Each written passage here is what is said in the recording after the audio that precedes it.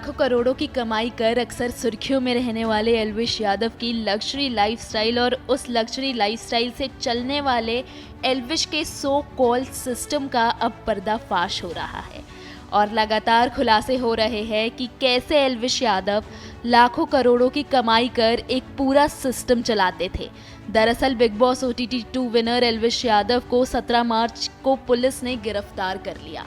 Snake venom से जुड़े मामले में उन्हें 135 दिन बाद पुलिस ने जुडिशियल कस्टडी में ले लिया और गिरफ्तारी के दौरान उनके चेहरे पर एक भी शिकन नहीं दिख रही थी। 3 नवंबर 2023 को उनके खिलाफ रिपोर्ट दर्ज हुई थी और तब से अब तक वो बचते हुए आ रहे थे। 3 नवंबर को पीपल्स फॉर एनिमल संस्था ने एल्विश के खिलाफ कोतवाली सेक्टर 49 में मुकदमा दर्ज कराया। उन पर आरोप था कि रेव पार्टी में सांपों के जहर का इस्तेमाल होता है और इसमें एल्विश का नाम भी सामने आ रहा था और इस केस के बाद से एल्विश लगातार सुर्खियों में भी बने रहे थे। इस केस के चलते 5 सपेरों को भी गिरफ्तार किया था, लेकिन उन सब की जमानत हो गई थी। इतना ही नहीं, नोएडा पुलिस भी इस दौरान सवालों के बीच घिरी हुई थी क्योंकि सबको लग रहा था कि एल्विश पर पुलिस कोई एक्शन क्यों नहीं ले रही है। लेकिन अब नोएडा पुलिस ने एक्शन लेते हुए उन्हें 14 दिन की जुडिशियल कस्टडी में भेज दिया है। इस मामले के दौरान भी एल्विश कई और विवादों में भी शामिल रहे। यूट्यूबर से मारपीट की उनकी कई वीडियोस भी वायरल हुई थी। साथ ही आए दिन किसी न किसी वजह से वो लाइमलाइट में बने रहते थे।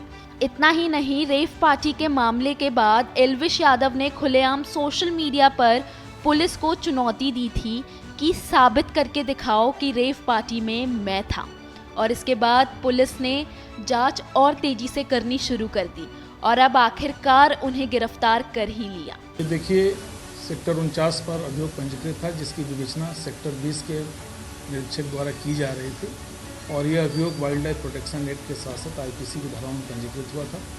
आज पूछताछ के लिए बुलाया गया था। पूछताछ के दौरान पर्याप्त साक्ष्य पाए जाने पर एल्विश यादव को माननीय न्यायालय के समक्ष प्रस्तुत किया जा रहा है।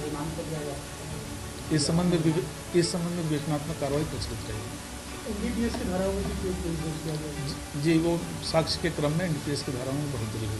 एल्विश के खिलाफ कोतवाली सेक्टर 20 में NDPS के तहत कई धाराएं लगाई गई है और अगर एल्विश यादव दोषी पाया जाता है तो उन्हें 20 साल तक की सजा भी हो सकती है। साथ ही भारी जुर्माना भी उन पर लग सकता है। आपको बता दें कि सुशांत सिंह राजपूत के मामले में भी यही धाराएं आरोपियों पर लगाई गई थी। एल्विश यादव को रविवार सुबह नोएडा के सेक्टर 73 के एक फार्म हाउस पर पूछताछ के लिए बुलाया गया था और उसके बाद उन्हें कोर्ट ले जाया गया। कहा तो यहाँ तक जा रहा था कि एल्विश पार्टीज में सांपों की सप्लाई करते थे और ऐसी ही कई रेव पार्टीज वो ऑर्गेनाइज करते थे जहां सांपों के जहर का इस्तेमाल ड्रग्स के तौर पर किया जाता था। इसके जरिए पार्टीज ऑर्गेनाइजर की तगड़ी कमाई भी होती थी। उत्तर प्रदेश की हर खबर से अपडेट रहने के लिए श्रेष्ठ यूपी को करें सब्सक्राइब, बेल आइकन दबाएं और देखते रहें श्रेष्ठ यूपी।